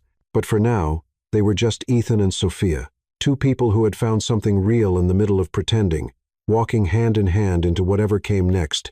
Sophia's phone buzzed with a text from Isabella. "Okay, now I need the full story. Call me immediately." Ethan's phone chimed with a message from Eleanor. "Saw the news coverage. Well done, dear. Dinner Sunday at 6. Don't be late." They looked at each other and burst out laughing. "Ready for this?" Ethan asked. "Bring it on," Sophia said, squeezing his hand tighter. And as they disappeared into the New York crowd, both of them knew that whatever challenges lay ahead, family drama, media attention, corporate complications, they would face them together. After all, they'd already survived Abigail Thornton. Everything else would be easy. 3 months later, Ethan's penthouse, Upper East Side. Sophia Martinez Stonewell, she was still getting used to the hyphenated name, stood at the floor-to-ceiling windows of what was now officially their penthouse, watching the sun set over Central Park, while nursing a cup of coffee that had long since gone cold. The past 3 months had been a whirlwind of changes that still left her dizzy when she thought about them too much. Her consulting firm, Martinez Strategic Solutions, had officially launched 6 weeks ago with Ethan as her first client, though she'd quickly gained 3 more when word spread about her innovative approach to corporate restructuring. The irony wasn't lost on her that her fake relationship had led to a very real career opportunity that had nothing to do with Ethan's connections and everything to do with her own abilities. Well, mostly nothing to do with Ethan's connections. She'd be lying if she said the Stonewell name didn't open doors. But she'd been careful to prove herself on merit alone once those doors were open. "You're thinking too hard again." Ethan's voice came from behind her, warm with affection and tinged with amusement. I can practically hear the gears turning from the kitchen. Sophia turned to find him leaning against the doorframe, still wearing his suit from work, but with his tie loosened and his sleeves rolled up. Even after 3 months of waking up next to him, the sight of Ethan Stonewell looking rumpled and domestic still made her heart do little flips. "Just reflecting on how bizarre my life has become," she said, moving toward him. "6 months ago, I was eating ramen noodles for dinner and stressing about student loan payments. Now I'm married to a billionaire and running my own company. Technically, we've only been married for 2 weeks, Ethan pointed out, sliding his arms around her waist and pulling her close. "And you were always going to run your own company. I just helped speed up the timeline. 2 weeks married, 3 months together, and it still feels surreal," Sophia admitted, resting her hands on his chest. "Sometimes I wonder if I'm going to wake up and find out this was all an elaborate dream." Ethan's expression grew serious. "Sophia, do you regret any of it? The speed we moved at, the marriage, the media attention?" It was a fair question. Their relationship had unfolded in the public eye with an intensity that had been overwhelming at times. The engagement announcement, after just 2 months together, had sent the gossip columnists into overdrive. The wedding, a small, elegant ceremony at the Stonewell estate with only immediate family, had still somehow generated 3 magazine covers and countless blog posts about modern Cinderella stories. Sophia's family had been shell-shocked but supportive, though her mother still occasionally looked at Ethan like he might vanish if she blinked too hard. Ethan's family had been thrilled, with Eleanor Stonewell taking full credit for orchestrating their romance and already dropping hints about great-grandchildren. "No," Sophia said firmly, "I don't regret any of it. It's been overwhelming. But Ethan, I've never been happier. Even when reporters were camped outside my parents' house, or when that awful woman at the charity gala made those comments about my background, or when the Wall Street Journal wrote that entire article speculating about whether I was a gold digger or a genius. Even through all of that, I've never doubted that this is exactly where I'm supposed to be." Ethan's arms tightened around her. The Wall Street Journal article had been particularly brutal, questioning everything from Sophia's motives to her qualifications, to her impact on Ethan's business decisions. It had taken every ounce of Sophia's self-control not to write a response, and every ounce of Ethan's restraint not to buy the newspaper just to fire the entire editorial staff. "That article was garbage," Ethan said, his voice still carrying traces of the anger he'd felt when it was published. "You've proven yourself 10 times over. Your client list speaks for itself. I know, and honestly, the criticism has made me work even harder to prove them wrong. There's something satisfying about succeeding, in spite of people's low expectations, very satisfying. Ethan agreed, especially when those people have to eat their words publicly. Did you see the Forbes piece about you last week? Sophia grinned. Rising stars in business consulting. Sophia Martinez. Stonewall takes on corporate America. I may have framed it, as you should have, Ethan said with a smile. Though I think my favorite part was when they called you a formidable strategist with an intuitive understanding of organizational dynamics and a refreshing lack of pretension. Your favorite part was when they mentioned that your company's efficiency has increased by 23% since implementing my recommendations. That too, Ethan admitted with a smile.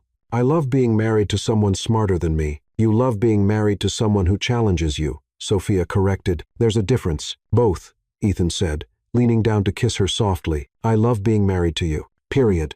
The kiss might have led to something more interesting, but Sophia's phone chose that moment to ring with Isabella's ringtone. Your sister has impeccable timing, Ethan muttered against her lips. She always has, Sophia said, reluctantly pulling away to answer. Hey, Bella.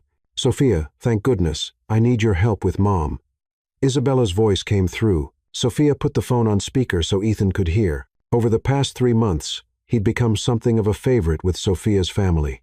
Despite their initial shock at his wealth and status, Isabella in particular had warmed to him after he'd quietly arranged for her underfunded school to receive a substantial anonymous donation for their arts program. What's wrong with Mom? Sophia asked. She's been planning your housewarming party for 3 weeks, and I think she's having a nervous breakdown. She keeps asking me if she should serve empanadas or if that's too ethnic for Ethan's fancy friends. Sophia and Ethan exchanged glances.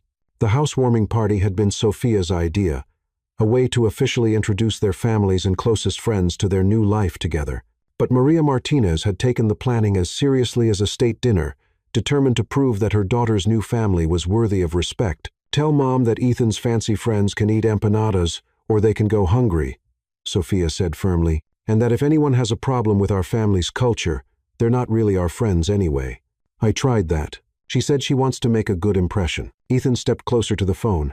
Isabella, tell your mother that if she doesn't make her famous empanadas, I'm going to be personally offended.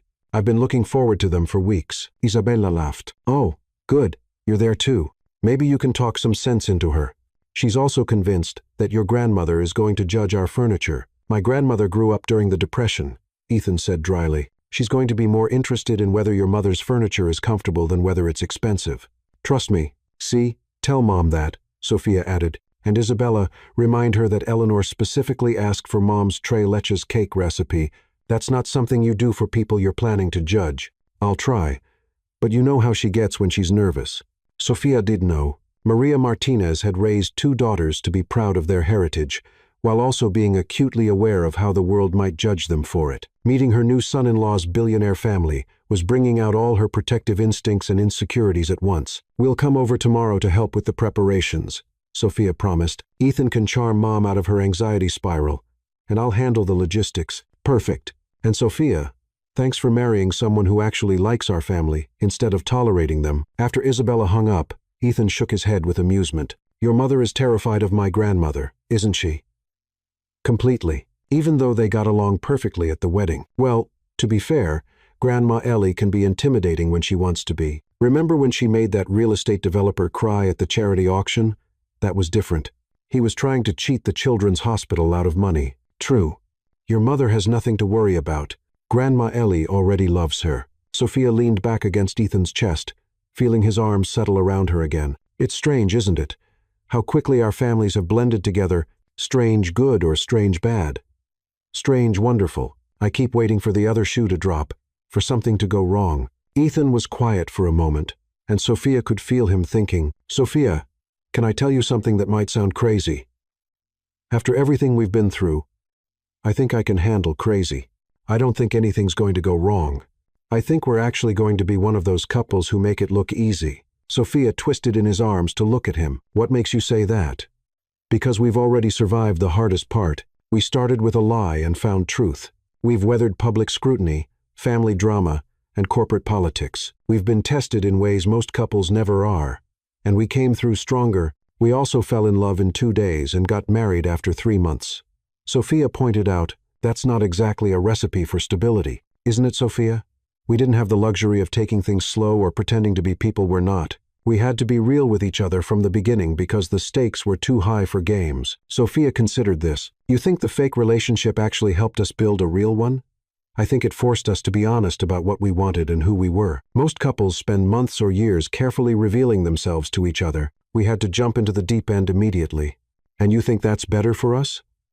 Yes, Sophia. I knew I wanted to marry you after 1 week. Not because of some romantic fantasy, but because I'd already seen you handle pressure, stand up for yourself, charm my family, and challenge me to be better. I'd seen you angry, nervous, confident, and vulnerable. Most people don't get that kind of complete picture until they've been together for years. Sophia felt tears prick her eyes. When you put it like that, it almost sounds rational. Almost, Ethan agreed with a smile. Though I'm still not sure how we'll explain to our future children that Mommy and Daddy fell in love because Daddy needed a fake girlfriend to avoid an arranged marriage. We'll think of something, Sophia said, standing on her tiptoes to kiss him. Maybe we'll tell them it was love at first sight. Was it? Sophia thought back to that first morning in Ethan's office when he'd stormed in looking like a rumpled, frustrated hurricane. She remembered the moment their eyes had met, the immediate spark of awareness, the way he'd looked at her like she was a puzzle he wanted to solve. Maybe not love at first sight, she said slowly, but definitely recognition. Like some part of me knew you were going to be important. I felt it too, Ethan admitted. Even before I kissed you, there was something about you that felt familiar, like I'd been waiting for you without knowing it. They stood there for a moment, wrapped up in each other and the quiet contentment of their life together. Outside, the city buzzed with its usual energy, but inside their home, everything felt peaceful and right. Ethan, Sophia said eventually. Soph, I have something to tell you. Ethan pulled back to look at her, noting the slight nervousness in her voice. Good something or bad something? Good something, I think, I hope. Sophia took a deep breath. I got a call today from Abigail. Ethan's eyebrows rose. Abigail Thornton? What did she want? To offer me a job.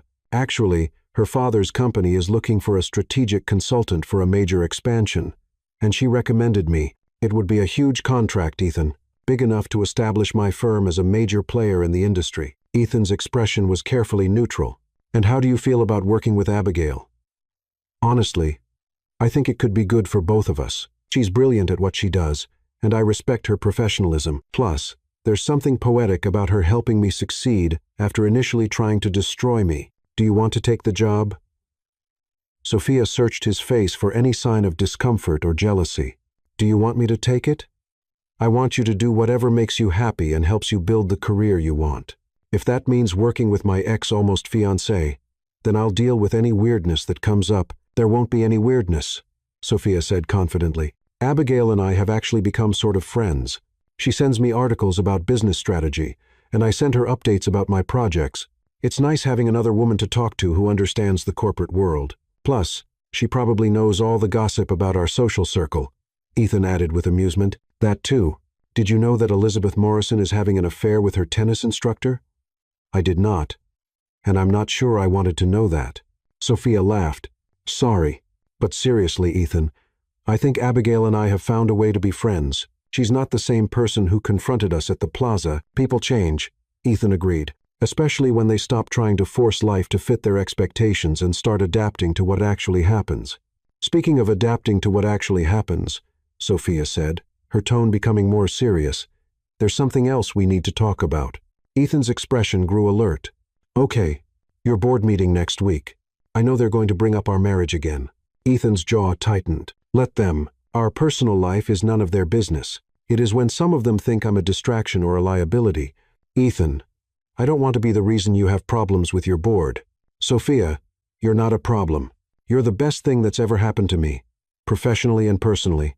My work has never been better. My decision-making has never been clearer. And I've never been more motivated to succeed. I know that, and you know that. But some of your board members still see me as the secretary who seduced the boss. Then they're idiots who don't deserve their positions. Sophia took his hands in hers. Ethan, I've been thinking about this a lot, and I have an idea. I'm listening. What if I presented to the board? Showed them exactly what I do, how my work has benefited Stonewell Corporation, and what my plans are for Martinez Strategic Solutions. Let them see for themselves that I'm not some gold-digging distraction but a legitimate businesswoman who happens to be married to their CEO. Ethan was quiet for a long moment, considering this. Sophia, You don't have to prove yourself to anyone. I don't have to, but I want to. Ethan, I love you, and I love our life together. But I also love my work, and I want to be taken seriously in this industry. If presenting to your board helps accomplish that, then it's worth it. What if they're hostile? What if they ask inappropriate questions? Sophia smiled. Then I'll handle them the same way I handled Abigail and your father and every other person who's underestimated me with facts, professionalism, and just enough confidence to make them realize they've made a mistake. Ethan stared at her for a moment, then shook his head with admiration. You know what? I think that's a brilliant idea, and I think watching you present is going to be one of the highlights of my career. Even if I make some of your board members uncomfortable? Especially if you make them uncomfortable. They've gotten too comfortable with their prejudices. It's time someone challenged them. Sophia stood on her tiptoes to kiss him, pouring all her love and gratitude into the gesture. Have I mentioned lately that I love being married to you? Not in the last hour, Ethan said against her lips, but I never get tired of hearing it. The next week passed in a blur of preparation. Sophia spent hours crafting her presentation, wanting to strike the perfect balance between confidence and humility, professionalism and personality. Ethan helped her practice, playing the role of skeptical board member with uncomfortable accuracy. Mrs. Martinez Stonewell, he said in his best pompous old man voice, some might say that your rapid success is more due to your personal connections than your professional abilities. How would you respond to that? I'd say that my client results speak for themselves, Sophia replied smoothly. While my marriage to Ethan certainly opened doors, it was my work that kept those doors open and brought in additional clients. I can provide detailed case studies and client testimonials if you'd like to review them. Excellent, Ethan said, dropping the act, confident, but not defensive. Perfect. The morning of the board meeting, Sophia dressed carefully in a navy blue suit that projected authority without being overly flashy. She'd learned over the past few months how to walk the line between being taken seriously and being accused of trying too hard. Ready? Ethan asked as they rode the elevator to the Stonewell Corporation boardroom. Ready, Sophia said. Though her heart was pounding, the boardroom was exactly what Sophia had expected. A long mahogany table surrounded by leather chairs, floor-to-ceiling windows overlooking the city, and oil portraits of previous Stonewell CEOs looking down with stern approval. The board members were also exactly what she'd expected. Mostly older white men in expensive suits, with a few women and younger members scattered throughout. Ladies and gentlemen, Ethan said as they entered, I'd like you to meet my wife, Sophia Martinez Stonewell, and the founder of Martinez Strategic Solutions. Sophia stepped forward with a confident smile. Thank you for allowing me to present today. I'm excited to share some insights about strategic consulting and how it can benefit large corporations like Stonewell. For the next 30 minutes, Sophia walked them through her methodology, her results with various clients, and her specific recommendations for companies looking to improve efficiency and innovation. She fielded questions with grace and intelligence, providing detailed answers without becoming defensive. Mrs. Martinez Stonewell, said Robert Fitzpatrick, one of the older board members, this is all very impressive, but I have to ask, how do we know your recommendations for our company aren't influenced by your personal relationship with our CEO? Sophia had been expecting this question. That's an excellent point, Mr. Fitzpatrick, which is why I've never provided strategic consulting to Stonewell Corporation beyond the initial efficiency analysis that led to your 23% productivity increase. My recommendations for Ethan are the same ones I give all my clients. Hire an external consultant with no personal ties to the company. You'd recommend against hiring yourself? Asked Linda Chen, one of the younger board members. Absolutely. The appearance of impropriety would undermine both my professional reputation and Ethan's leadership credibility. However, I would be happy to recommend several excellent consultants who could provide the strategic analysis Stonewell Corporation needs for its upcoming expansion. The room was quiet for a moment as the board members absorbed this. Sophia could see the surprise on several faces. They'd clearly expected her to try to leverage her marriage for business opportunities. That's quite refreshing, said Margaret Whitfield, the longest-serving board member. Most consultants try to expand their client base, not recommend competitors. I'm more interested in building a sustainable reputation than maximizing short-term profits, Sophia replied. In the long run, ethical business practices and client satisfaction are worth more than any individual contract. After Sophia finished her presentation and left the room, Ethan rejoined the board meeting to find a very different atmosphere than he'd expected. "Ethan," Robert Fitzpatrick said, "I owe you an apology. I had some concerns about your marriage affecting your professional judgment. But after meeting your wife, I can see that she's a remarkable businesswoman in her own right." "She certainly is," agreed Linda Chen. "I was particularly impressed by her ethical standards. Recommending against hiring herself shows real integrity." "So, we're all in agreement?" Ethan asked. "No more questions about whether my marriage is affecting my ability to lead this company. I think your wife just proved that, if anything, your marriage has improved your judgment." Margaret Whitfield said with a smile, "Anyone who can find a partner that intelligent and ethical clearly knows how to make good decisions." That evening, Ethan and Sophia celebrated at their favorite restaurant, not the trendy, expensive places Ethan used to frequent, but a small Italian place in Sophia's old neighborhood, where the food was incredible and the atmosphere was warm and unpretentious. "To surviving your first corporate board presentation," Ethan said, raising his wine glass, "to having a husband who supports my career even when it's complicated." Sophia replied, clinking her glass against his. "So, what's next for Martinez Strategic Solutions?" "Well, I'm definitely taking the Thornton Industries contract, and I have 2 other potential clients interested in my services. If everything goes well, I might need to hire an associate by the end of the year." "That's incredible. Sophia, you're building exactly the kind of company you dreamed of." "We're building it," Sophia corrected. "Ethan, none of this would have been possible without your support, not just the initial opportunity, but everything since then. You've believed in me even when I didn't believe in myself." "You would have succeeded with or without me," Ethan said firmly. "Maybe it would have taken longer, but Sophia, you're too talented and too determined to fail." "Maybe, but I'm glad I didn't have to find out." They ate in comfortable silence for a while, both lost in their own thoughts. Finally, Sophia reached across the table to take Ethan's hand. "Ethan, yeah, I love our life, all of it. The chaos and the media attention, and the family drama, and the business complications. I love that we're building something together, even when reporters follow us to the grocery store. Even then, though I still think it's ridiculous that anyone cares what kind of cereal we buy. Whole grain. Apparently very responsible of us," Ethan teased. Sophia laughed. "I love that you can make jokes about it now. Remember how stressed you were about the media attention at first? I was terrified that you'd decide it wasn't worth it," Ethan admitted. "That you'd get tired of being in the spotlight and leave." "Never," Sophia said firmly. "Ethan, I meant what I said in our wedding vows. I'm in this for the long haul, media circus and all." "Good," Ethan said, bringing her hand to his lips to press a soft kiss to her palm. "Because I have plans for us." "What kind of plans?" "The kind that involve growing old together and embarrassing our children with stories about how we met." "I like those plans," Sophia said softly. As they walked home through the bustling New York streets, hand in hand like any other couple in love, Sophia reflected on how far they'd come from that first, desperate kiss in Ethan's office. What had started as a lie had become the truest thing in her life. "Ethan," she said as they reached their building, "remember when you asked me what happens tomorrow?" "Of course. I think I finally have an answer." Ethan stopped walking and turned to face her, his expression curious and tender. "What happens tomorrow, Sophia Martinez Stonewell?" Sophia smiled up at her husband.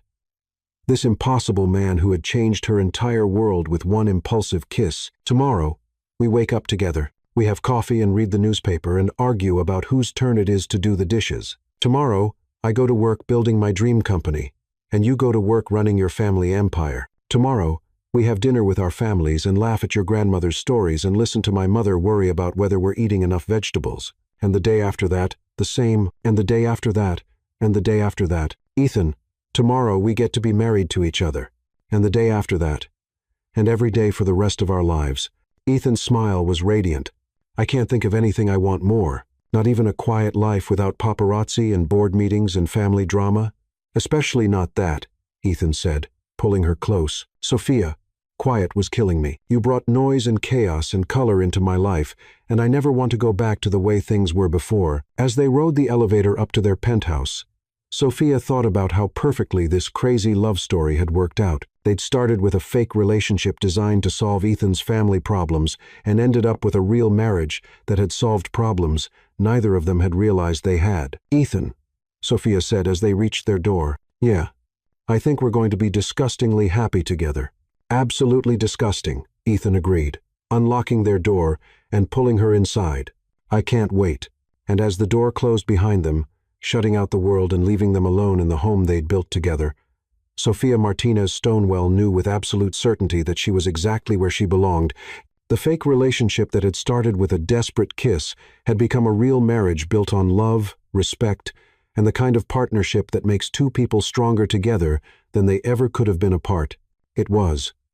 Sophia thought as Ethan spun her around their living room while imaginary music played. The perfect ending to their imperfect, impossible, absolutely perfect love story. Epilogue. 1 year later. "And that," Sophia said, looking out at the audience of young business professionals, "is why I always recommend being authentic in your client relationships, especially when the stakes are high." She was delivering the keynote address at Columbia's annual entrepreneurship conference, sharing the lessons she'd learned building Martinez Strategic Solutions from a one-woman operation into a firm with 12 employees and clients across 3 industries. In the audience, Ethan watched his wife command the stage with the same confidence and grace she brought to everything else in her life. He still got a thrill watching Sophia in her element. Whether she was presenting to potential clients, debating strategy with her team, or charming his grandmother at Sunday dinner. "Now," Sophia continued, "I'll take a few questions before we wrap up." A young woman in the 3rd row raised her hand. "Miss Martinez Stonewell, there have been persistent rumors about how you got your start in business. Some people say you only succeeded because you married Ethan Stonewell. How do you respond to that?" Sophia smiled, completely unfazed by the question she'd been asked in various forms dozens of times over the past year. "I respond by saying that my marriage to Ethan certainly opened doors for me, and I've never pretended otherwise. But here's the thing about doors.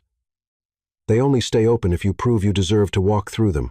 She gestured to the presentation screen behind her, which showed Martinez Strategic Solutions client testimonials and success metrics.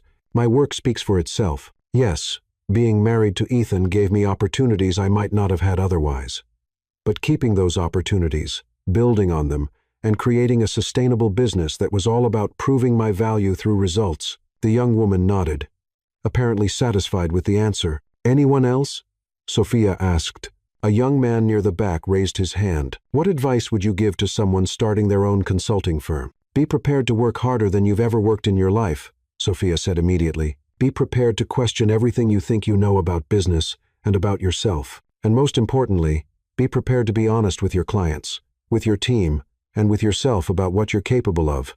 She paused, thinking, "And remember that success isn't just about making money or building a big company. Success is about creating something that makes you excited to get up in the morning. Something that uses your talents and serves your values.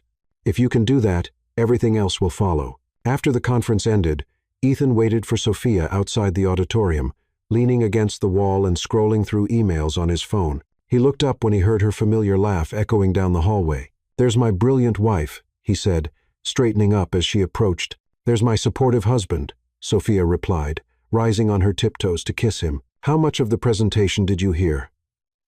"All of it. You were incredible.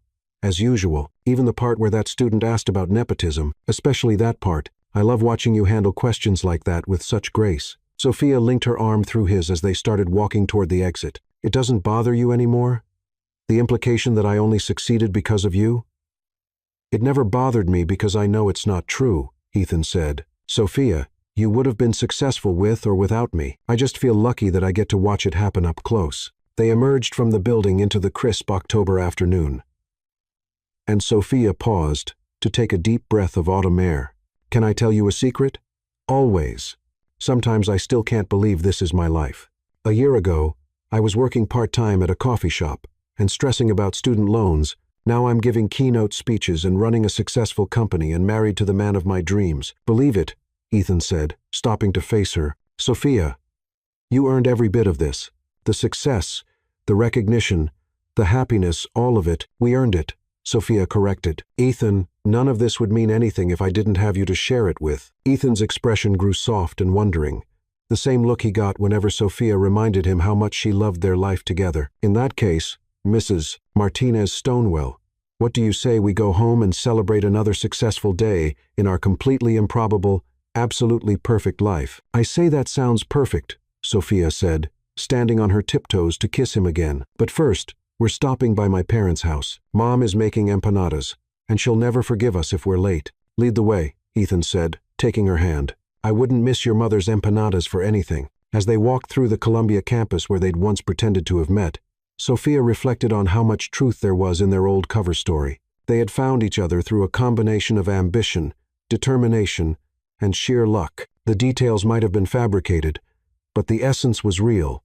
Ethan, Sophia said, as they reached the subway station. Yeah, I'm really glad you needed a fake girlfriend that day. Ethan laughed, the sound rich and warm and full of joy. Sophia Martinez Stonewell.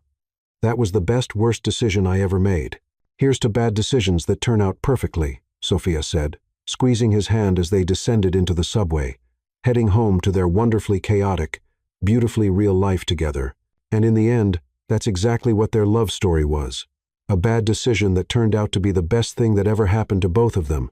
A fake relationship that became the realest thing in their lives. A kiss that was supposed to solve one problem and ended up solving everything. It was messy and imperfect and absolutely magical. Just like the best love stories always are, the end